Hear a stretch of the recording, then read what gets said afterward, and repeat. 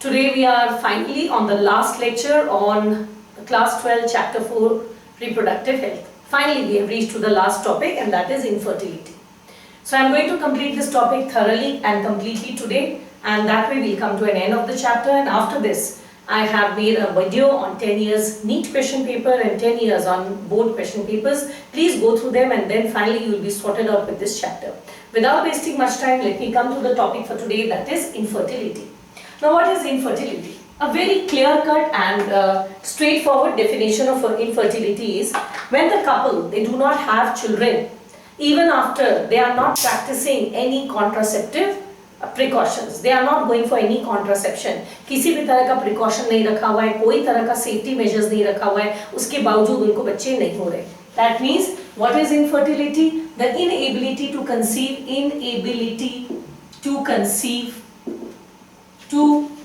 conceive, even after unprotected, there is even after not going for any, even after unprotected coitus, even after unprotected coitus, right? So that's called as infertility.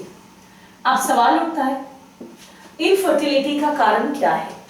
A male can be infertile, a female can be infertile.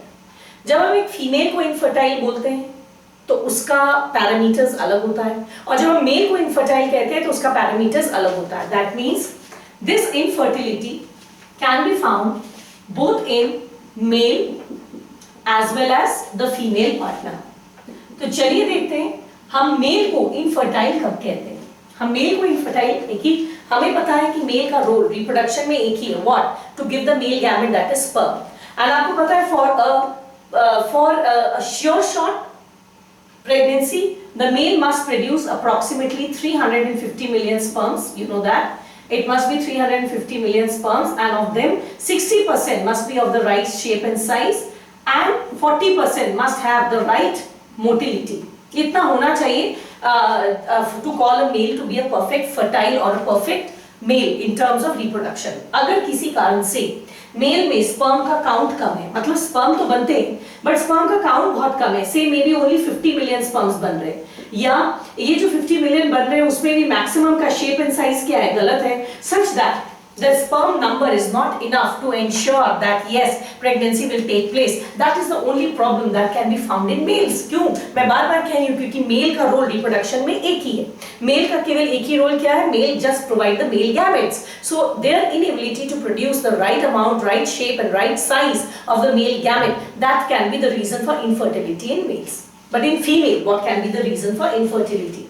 You know that the role of female in reproduction is twofold. One, to make the female gamete egg, and second, to provide suitable conditions in the uterus for development of the fetus. That means not only production of egg but also fetus development is responsibility of the female. तो female में infertility का कारण क्या हो सकता है? One, either the ovaries, they are not making eggs properly, or they are not making eggs timely, or the eggs that are being ejaculated, they are not completely developed, secondary oocyte pre-ovulate हो जा रहा है, development के पहले हो जा रहा है. In short, that the ovaries, they are unable to make eggs. One, that can be the reason. Other than that, अगर मैं एक बार फिर से 1/2 of female reproductive tract को यहाँ बनाऊँ, if I just make 1/2 of female reproductive tract once again, this is my ovary. Okay, let me do it. I'll draw both the halves.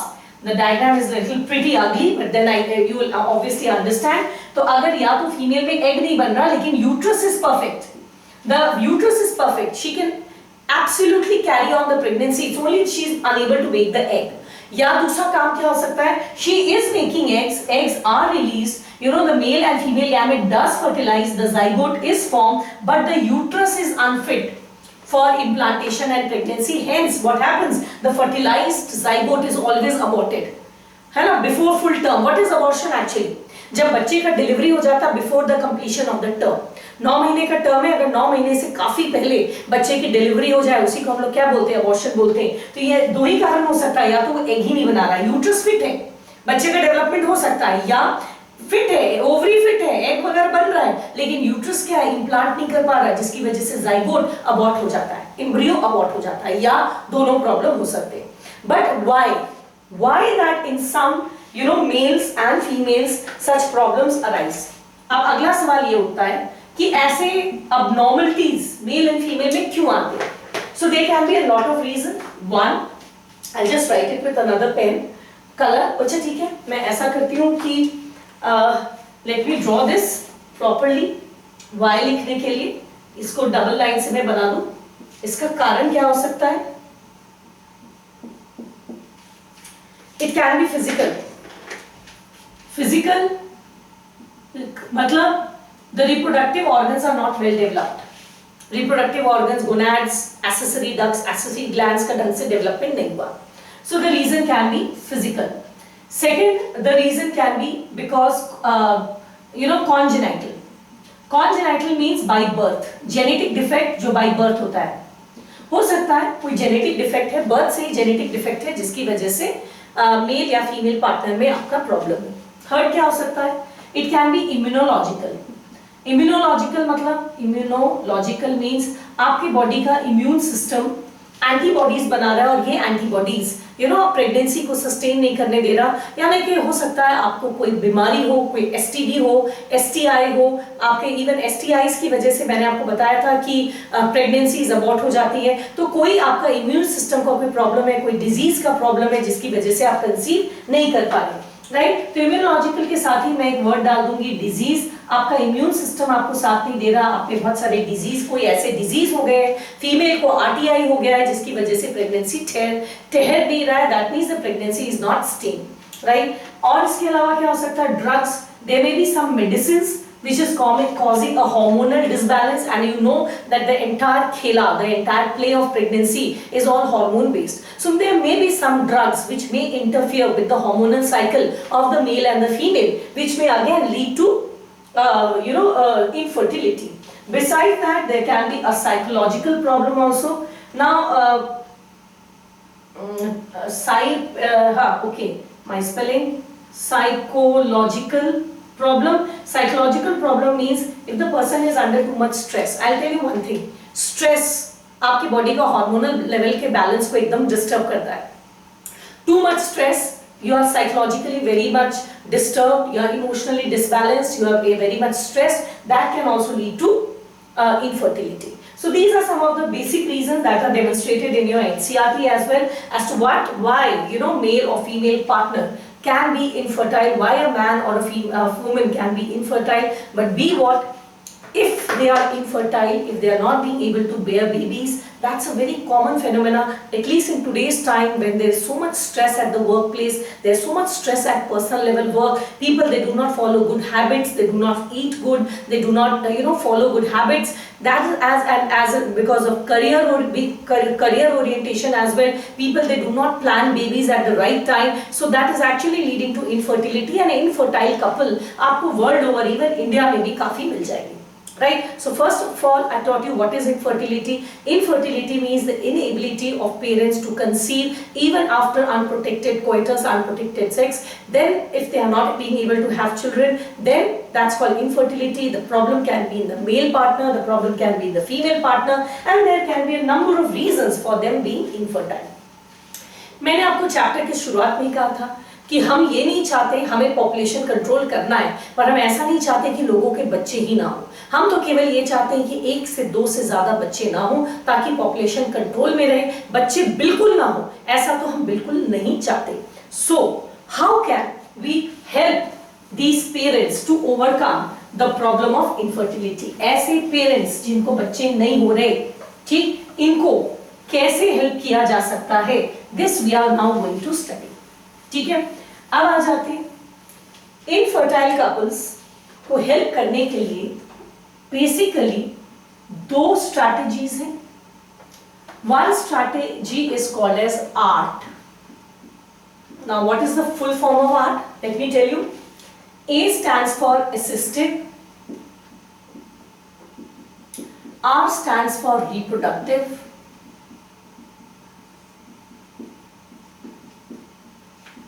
and T stands for technology. That means जब हम technology कि मदद से, assist मतलब होता है मदद से, पेरेंट्स को रिप्रोड्यूस करने में मदद करते हैं। वो सारी टेक्नोलॉजी जो इनफर्टाइल पेरेंट्स की मदद करती है बच्चे पैदा करने में, उन सारे टेक्निक्स और टेक्नोलॉजी को मिलाकर हम एक वर्ड देते हैं, we call them to be ART. ठीक है, this ART can be perform only by trained people, trained doctors etcetera. And इस आर्ट के तहत हम क्या क्या कर सकते हैं हम आपको बताएंगे, पर मैं आपको बता दूं ये जितनी भी टेक्नोलॉजीज हैं बच्चों को करने के लिए मैं बता दूं, इसमें मैं आपको 4 चीज पढ़ाने वाली हूँ। 4 technologies I tell you depending infertility किस में है, मेल में है कि फीमेल में, और फीमेल में इनफर्टिलिटी का कारण क्या है, वेदर वो एग नहीं बना पा रही है, उसके यूट्रस में प्रॉब्लम है, तो अलग अलग टेक्नोलॉजिकल हेल्प है। तो accordingly the couple they choose कि नहीं मुझे इस टेक्निक से बच्चा पैदा करना है। So what are the possible help that can be offered to them under the ART. ठीक, under ART 1 it is IVF. What is IVF? Again in vitro fertilization. In vitro fertilization जिसको हम test tube baby programme भी कहते हैं, fertilization. In vitro, vitro मतलब होता है test tube, and जब आपका बच्चा टेस्ट ट्यूब में पैदा नहीं, टेस्ट ट्यूब से पैदा नहीं होता, फर्टिलाइजेशन यहाँ पर टेस्ट ट्यूब में होता है, मैं भी आपको पढ़ाऊंगी, तब इसको IVF या इन विट्रो फर्टिलाइजेशन कहते हैं, जिसको है ना हम टेस्ट ट्यूब बेबी प्रोग्राम भी कहते हैं। सेकेंड एक प्रोग्राम है उसको हम कहते हैं गिफ्ट। गिफ्ट का फुल फॉर्म क्या है मैं आपको बताऊंगी जब पढ़ाऊंगी, gamete intrafallopian transfer. Third technique जो आर्ट के तहत है जो पेरेंट्स को हेल्प करती है, दैट इज ICSI। ICSI का फुल फॉर्म है इंट्रासाइटोप्लाज्मिक स्पर्म इंजेक्शन। जब मैं पढ़ाऊंगी then I will give you the full form. And the fourth help technique under ART is artificial insemination, जिसको हम इंट्रायूट्राइन इंसेमिनेशन भी कहते हैं। इसका फुल फॉर्म भी मैं जब पढ़ाऊंगी तब मैं आपको लिखकर बता दूंगी। These are the 4 techniques. मैं आपको बता दूं couple go for whatever technique जो डॉक्टर उनको सजेस्ट करता है उनकी प्रॉब्लम के हिसाब से, कहता है IVF करा लो, अब गिफ्ट करा लो, ICSI करा लो। मैं पर बता दूं दीज ये आर्ट के बहुत सारे डिसएडवांटेजेस हैं। मैं आपको चैप्टर के एंड में डिसएडवांटेजेस फिर से बताऊंगी। पहला, दिस इज वेरी कॉस्टली, काफी महंगा प्रोसेस है, एंड इसका सक्सेस रेट बहुत पुअर है। ओनली लेस देन 20% केसेस में ये सक्सेसफुल होता है, एंड ये इमोशनली भी काफी वीकन कर देता है, क्योंकि हर बार पेरेंट को लगता है कि शायद इस बार बच्चा हो जाए, तो जब नहीं होता तो वो इमोशनली भी कमजोर हो जाते हैं। सो financially, emotionally it is a very costly process. तो इसका एक बहुत अच्छा सस्ता स्वस्था एक ऑप्शन क्या है, the couples they can go for adoption. Adoption मतलब दोज चिल्ड्रन जिनके इस दुनिया में कोई नहीं है, माँ बाप नहीं है, आप ऐसे बच्चों को गोद ले लें, इसमें दोनों को फायदा होगा। The child will get a parent and the parent will get a child. So these are the 2 strategies that can be offered to infertile couple to overcome the problem of not having a child in their home. One, they can go for art, they can go for assisted reproductive technology, they can go to an IVF clinic, take the help of doctors, and if God is kind, they may have a baby in their home, or else a very good option is they can go for adoption. Right? तो adoption में तो मुझे कुछ पढ़ाना नहीं, मैं सिर्फ इतना बता रही हूँ, that's a good process, it does not require much money, and it is very safe, and it is beneficial for both the parties. The child also gets a home and the home also gets a child. But in case the parent wants to go for art, there are 4 techniques in art. One is IVF, GIFT, ICSI and II. I'm going to explain each one of them in detail. Right? So first I will start with IVF. So let me start with the first program, that is IVF. मैंने जैसा कि आपको कहा था, इसको हम in vitro fertilisation भी कहते हैं, इसको हम टेस्ट ट्यूब बेबी प्रोग्राम भी कहते हैं ना। अब सवाल उठता है इसे इन विट्रो फर्टिलाइजेशन क्यों बोलते हैं? देखिए 2 वर्ड है यहाँ पर, one word is vitro and the other is Vivo. When anything happens with in the body conditions, under natural conditions with in the body, and under natural with in body, and under natural conditions, then that is called as vivo।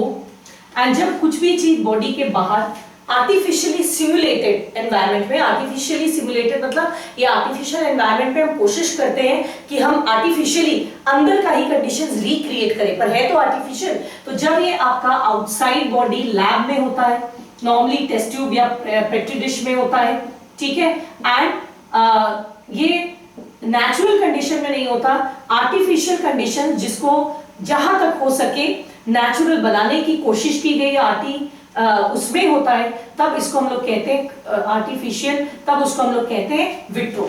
Vitro means in lab condition, weather इन, यानी कि इसमें in vitro fertilisation क्यों बोलते हैं, क्योंकि यहाँ पर जो रिप्रोडक्शन का पहला स्टेप है that is fertilisation of male and female gamete, इसको टेस्ट ट्यूब या लैब में किया जाता है। हमने लैब में एक एग ले लिया, एक स्पर्म ले लिया और दोनों को फर्टिलाइज करा दिया। मैं आपको एक बात बता दूं, टेस्ट ट्यूब बेबी प्रोग्राम में बच्चा टेस्ट ट्यूब से पैदा नहीं होता, बन के पैदा नहीं होता, केवल फर्टिलाइजेशन को हम लोग टेस्ट ट्यूब में कर देते हैं और फर्टिलाइज्ड एग को बाद में फीमेल रिप्रोडक्टिव ट्रैक्ट में इंसर्ट कर दिया जाता है। एंड फर्दर बच्चे की डेवलपमेंट मदर के बॉडी के अंदर ही होती है, जैसे कि किसी भी नॉर्मल प्रेगनेंसी में आपका होता है, ठीक है। हम इस फर्टिलाइजेशन को बाहर कराते हैं, फर्टिलाइज्ड एग को मदर के यूट्रस यानी कि रिप्रोडक्टिव ट्रैक्ट में डाल देते हैं, after that the pregnancy is very normal, right? So we call it as test tube baby program, not because the baby is born in a test tube, but the first step of formation of baby, that is fertilization, that takes place in the test tube.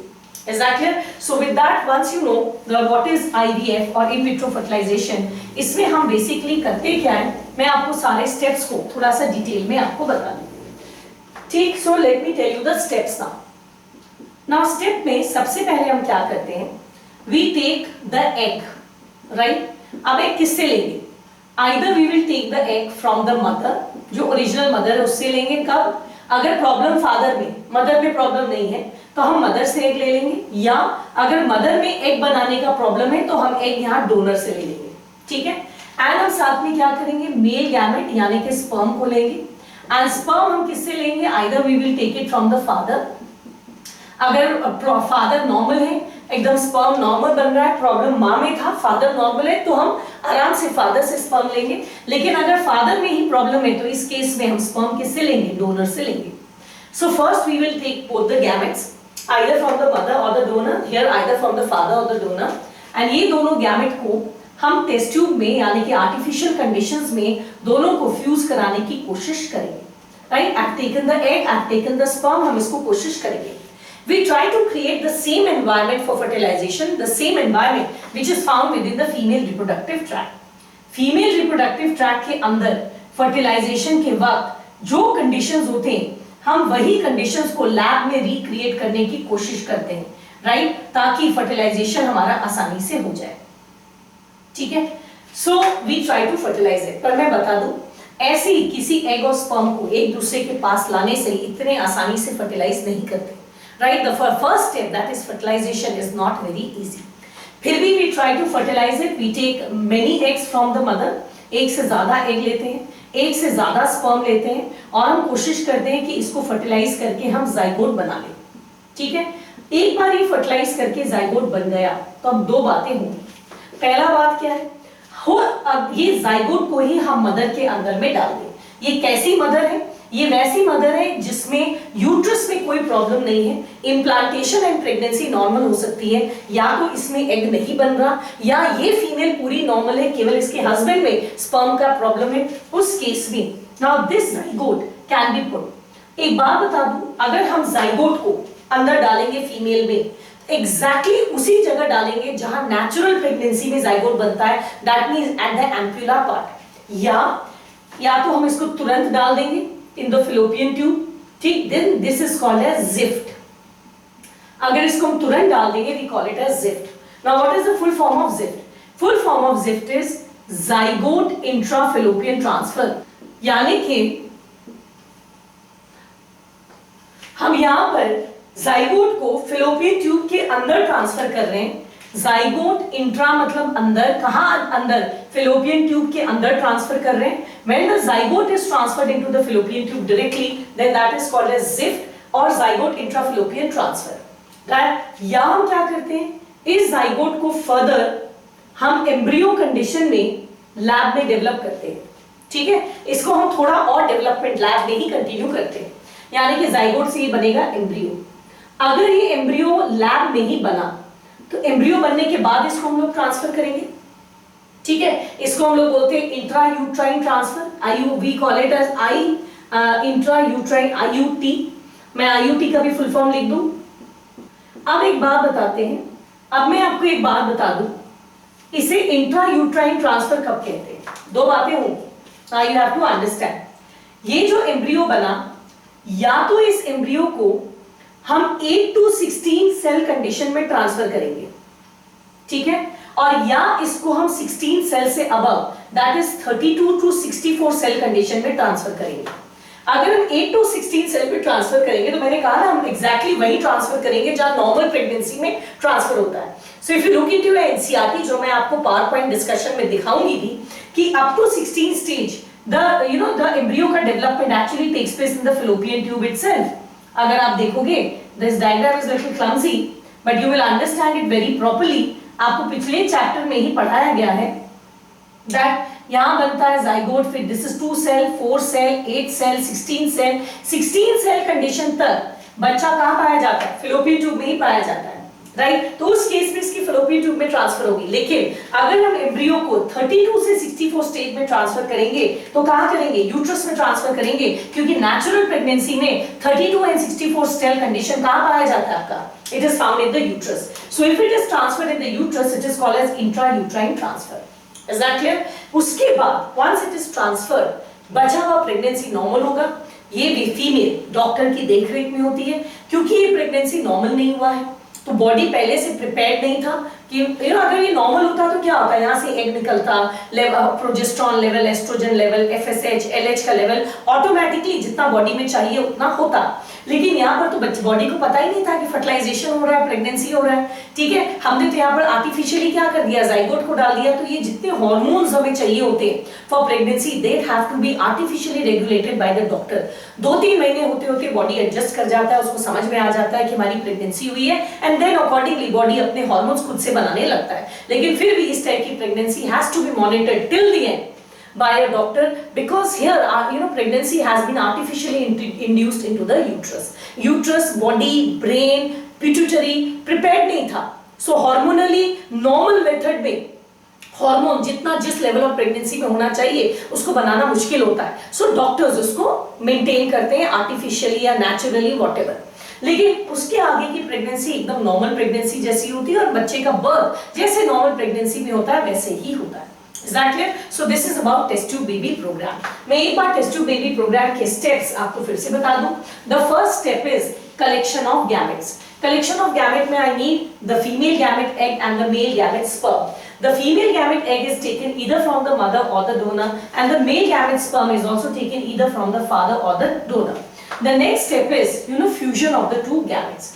The fusion of the two gametes, that is called as fertilization, and here since fertilization takes place in vitro condition, so we call it as in vitro fertilization. यहाँ in vitro यानी कि test tube में fertilisation हुआ है, इसीलिए इसको हम IVF यानी कि in vitro fertilization भी कहते हैं।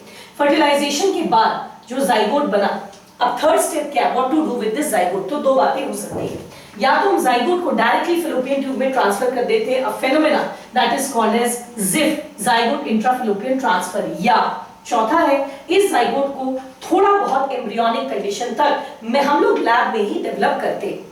अब ये जो एम्ब्रियो है, इस एम्ब्रियो को ट्रांसफर करना है। अगर ये एम्ब्रियो 8 to 16 सेल कंडीशन का है तो we will be transferring it into the fallopian tube, right. And अगर वो 32 सेल से ऊपर है so we will be transferring it into the uterus. This is called as IUT, intrauterine transfer. एक बार बच्चे को हमने fallopian ट्यूब या यूट्रस में डाल दिया, so that is my fourth step. Then the fifth step is the pregnancy will resume on its normal, and after the end of gestation period the child will be born like any other pregnancy. Is that clear? मैं आपको कुछ और भी facts बताना चाहती हूँ test tube baby के साथ। कौन पहला टेस्ट ट्यूब बेबी किसने किया था, उस बच्चे का नाम क्या है, इंडिया में कब हुआ था, इसके चांसेस ऑफ फेलियर। मैंने अभी आपको कहा test tube baby programme is a very costly method. Secondly it's very failure के चांसेस बहुत ज्यादा हाई है, या तो फर्टिलाइज ही नहीं होगा, फर्स्ट स्टेप में फेल हो जाएगा, या जो जाइगोट हमने डाला वो 2-3 महीने बाद सर्वाइव नहीं करेगा, या एम्ब्रियो सर्वाइव नहीं करता है। इसके चांसेस सक्सेस रेट बहुत पुअर है, लेस देन 20%। जैसा कि मैंने आपको बताया, सिंस इट्स कॉस्टली, इसका सक्सेस रेट कम है, सो इसको बहुत आसानी से लोग टेकअप नहीं करते, but still what are the other statistics related with it, जब मैं आपके साथ पीपीटी शेयर करूंगी पूरे स्टेप्स का, तो मैं कुछ आपको और डिटेल्स इसके बारे में बताऊंगी, राइट। सो फिलहाल my first art that is IVF, that is complete. एक बार मैंने आपको आईवीएफ पढ़ा दिया, अब मैं आपको नेक्स्ट पढ़ाऊंगी, दैट इज योर गिफ्ट, ठीक है। मुझे फीमेल रिप्रोडक्टिव ट्रैक्ट तो बार बार बनाना पड़ेगा, so I should not have rubbed it, so I have already taught you one, मैंने आपको आईवीएफ पढ़ा दिया है, अब मैं नेक्स्ट पढ़ा रही हूँ गिफ्ट, ठीक। गिफ्ट कब होता है, कब प्रैक्टिस किया जाता है? ये वैसे फीमेल में प्रैक्टिस किया जाता है जिसका यूट्रस नॉर्मल है एंड आराम से प्रेगनेंसी बेयर कर सकता है। The only problem is that the female is not forming proper eggs, problem यहाँ पर केवल एग बनने की है, ठीक। उस केस में इतना सारा why should we go for a test tube baby program, why should we take an egg from a donor and the sperm from the father, because the process of IVF is very lengthy। Father यहाँ पर normal है, sperm आराम से बन रहा है, mother में भी यूट्रस नॉर्मल है फॉर प्रेगनेंसी, केवल एग नहीं बन रहा। इस केस में हम करते क्या है, एक डोनर से हम एग लेते हैं, we take the egg from the donor and we place the egg in the fallopian tube ampulla part, जहां नॉर्मली ओव्यूलेशन के बाद एग आता है, एंड उसके बाद हम कोशिश करते हैं कि उस दौरान the male inseminates in the vagina and ये मेल गैमेट आएगा, फीमेल के साथ फर्टिलाइज करेगा एंड उसके बाद प्रेगनेंसी जैसे नॉर्मल होती है वैसे ही होगी। The only thing is the female is unable to make egg, so we are going to transfer the egg and egg is a gamete, है ना, फीमेल गैमेट है, तो इसीलिए हम यहाँ पर गिफ्ट को हम लोग कहते हैं गैमेट इंट्राफिलोपियन ट्रांसफर। यहाँ फीमेल गैमेट को इंट्रा मतलब अंदर, किसके अंदर, फिलोपियन ट्यूब के अंदर, so this is fallopian intrafallopian transfer. हम यहाँ पर फीमेल गैमेट एग को फिलोपियन ट्यूब के अंदर ट्रांसफर कर रहे हैं, क्योंकि फीमेल एग बनाने में सक्षम नहीं है, she is not capable of forming eggs. This technique और practice is called as GIFT, right. This is the most, जो अभी हम आपको पढ़ा रहे हैं infertility and its solution, that is ART. This is the most important topic for your board and medical entrance exam। इससे maximum questions आपके at least board exam में तो यही इनफर्टिलिटी से जो आर्ट जो टेक्निक है, असिस्टेड रिप्रोडक्टिव टेक्नोलॉजी, इसी से आता है। Now the third technique that you need to know is ICSI, intracytoplasmic sperm injection। इसमें है क्या, टेस्ट ट्यूब बेबी का, if you remember the first step was making the male and female gamete fuse with each other। ये सबसे पहला step और सबसे बड़ा चैलेंज भी है। क्यों? क्योंकि आर्टिफिशियल कंडीशन में ऐसे ही थोड़े ना है कि आप एग ले ले फीमेल से और स्पर्म ले ले तो दोनों आपस में फर्टिलाइज कर देंगे। इनको फर्टिलाइज कराना सबसे बड़ा चैलेंज होता है, right. So what we over here do is, if this is the egg, what we do is we take a micro injection and micro injection की मदद से हम स्पर्म को डायरेक्टली फीमेल गैमेट्स के अंदर, एग के अंदर ट्रांसफर कर देते हैं, so that it can immediately get converted into zygote, ठीक, so that the first step becomes easy and effortless. This is called as intracytoplasmic. हम यहाँ पर फीमेल एग के साइटोप्लाज्म में intracytoplasmic, right, sperm injection, sperm को direct inject कर दे रहे हैं। This is one technique that is also used in IVF and it is also a technique of art। हो गया?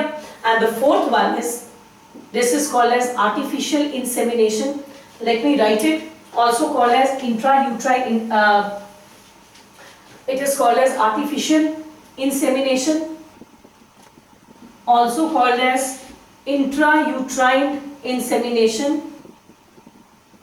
ये जो टेक्निक है ये कब हम यूज करते हैं, जब प्रॉब्लम फीमेल में नहीं मेल में है।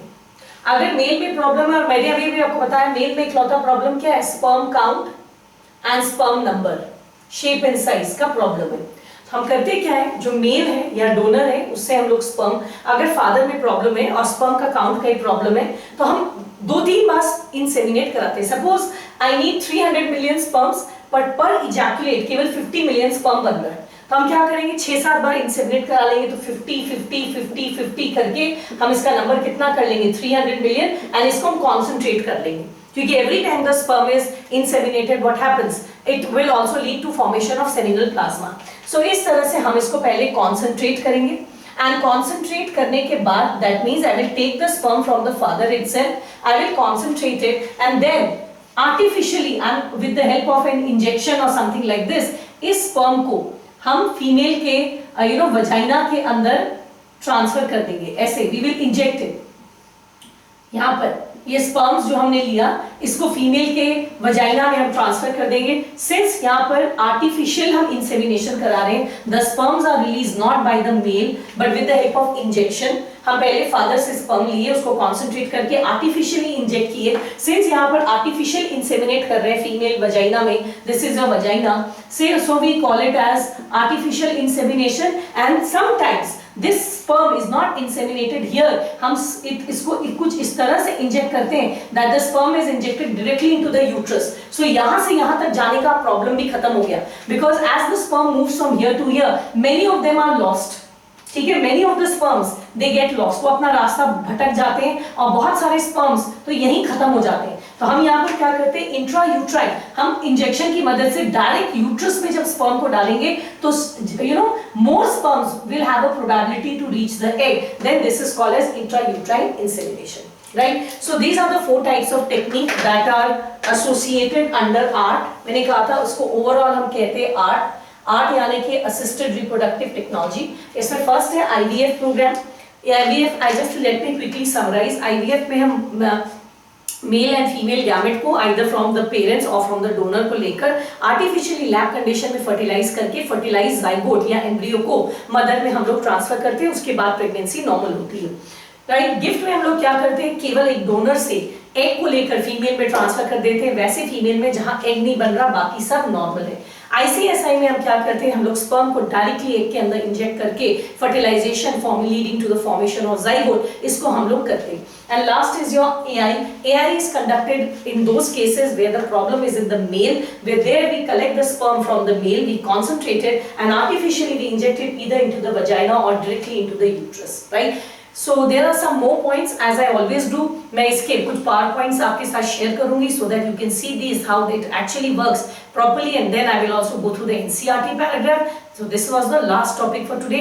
So now next over to my PPT presentations and my NCERT discussion. So now it's PowerPoint time for the topic infertility, the inability to conceive or reproduce children even after unprotected sexual cohabitation. I told you. So what are some of the causes for infertility?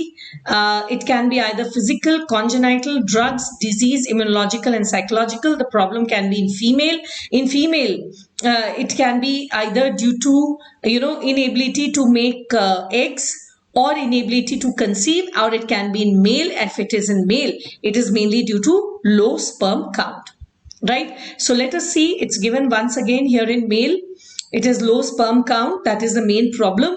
And these three slides are repeated. So now let us come to the treatment. The treatment, as you can see, there are 2 methods. One, you go for ART and the other is you go for adoption. Coming to ART, there are 4 methods: IVF, GIFT, ICSI and AI, and also called as IUI.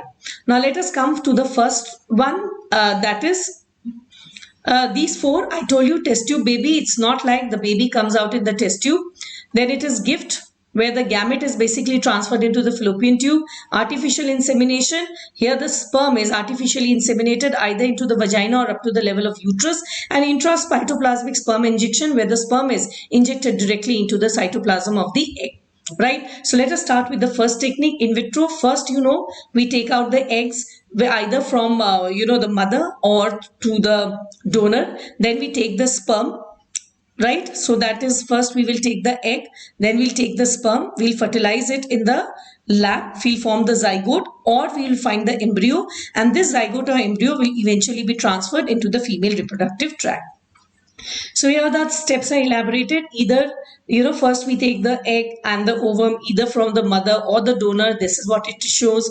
Then we actually fertilize it, form zygote, and this zygote is actually transferred into the fallopian tube. We call it as ZIFT, and we transfer it exactly in the same place where it is actually found in the normal course of reproduction.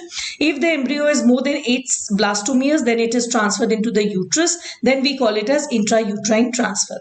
Right, so these are two again important abbreviation. One is ZIFT and one is IUT. Now ZIFT and IUT is just showing up to 8 cell condition. This is where the zygote is put, and up to 8 cell condition it is in the fallopian tube, but more than 16 cell, 32 cell and 64 cell condition, it is normally put in the uterus. Right, so here it is.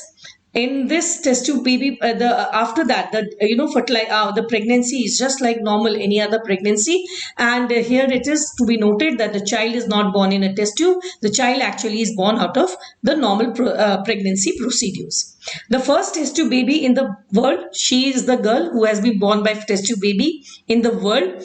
Her name is Louis Joy Brown. She was born to Leslie and Gilbert Brown. These are the parents, and the doctor who worked to do this, make it possible, was Dr. Patrick Steptoe in Oldham, Lancashire, England. And in India, the first test tube baby, her name is Kumari Harsha. She was born at KEM hospital, Mumbai. And the Dr. Indira Hinduja, she's the lady who is actually given the credit for the first test tube baby in India. So the second technique, as I told you, is artificial insemination. Here the sperm is artificially inseminated either into the vagina, or it is taken up to the level of uterus. If it is in the vagina, we call it as artificial insemination, but if it is at the level of uterus, we call it as intrauterine insemination. This is when the male ka sperm count is not correct. Now we'll come to gift. Here what happens? The female gamete is taken from a donor and placed into the fallopian tube. As you can see this, the donor, यहाँ पर egg हम लोग place कर देते donor से.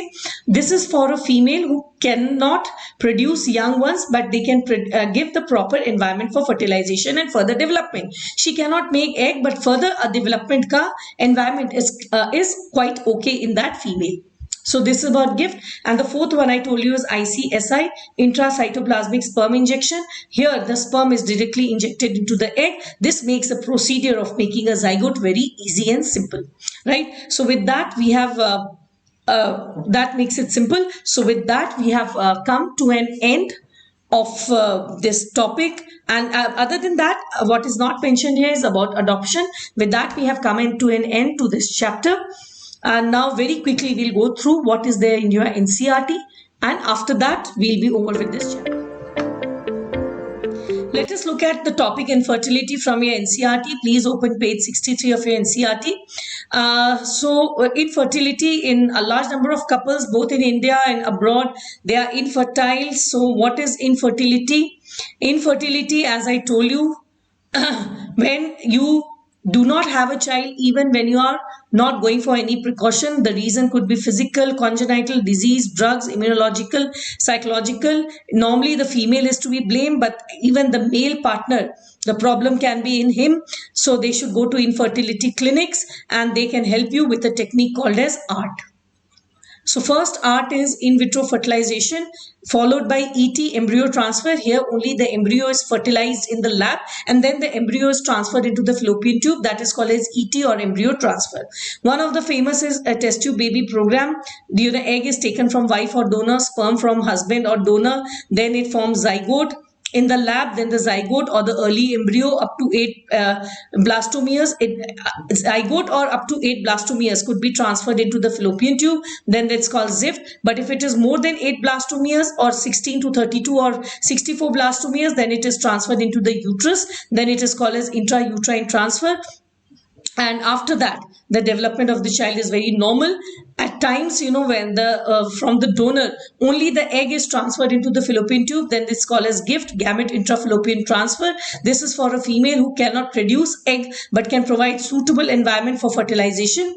Third technique, as you can see here, the third technique over here is intracytoplasmic sperm injection. So this was the first technique. This was the second technique. Intracytoplasmic sperm injection mein what we do is we transfer it the sperm directly into the ovum, and this is because of the inability of the male partner to inseminate. And the fourth technique is this: when there is the inability of the male partner to inseminate, then we go for artificial insemination. Here, in this technique, the semen is collected from husband or donor and put into the vagina, but if we put it to the uterus, we call it as IUI. Right? One another option, good option is, since it is very expensive, it requires specialized professional help, and the chances of fertilization success is very low. So there's another option is that you can go for adoption. So there must be adoption over here. So you can go for adoption as well. So with that, we have completed the topic infertility today, and with that, we have also completed this chapter. Please go through the chapter right from the beginning. All the videos are available to you. All the lectures have been well discussed. Go through them. If you have any doubts, go again, put your doubts in the comment box. If you have anyone, I'll surely revert back to you. Prepare this chapter well, both for your board and medical exam. And please do not forget to attend my next two videos. The next two videos, one by one, they will be dealing with past 10 years question paper from this chapter in board exam as well as in the NEET examination, as I do at the end of every chapter. I'll be doing for this chapter as well. Please do not forget to see those two videos as well. That will give you a correct idea of what type of questions they come from this chapter and how important this chapter is. With that, after you do go through those question papers, only then I will consider that your preparation for this chapter, both for the board exam and medical, is complete.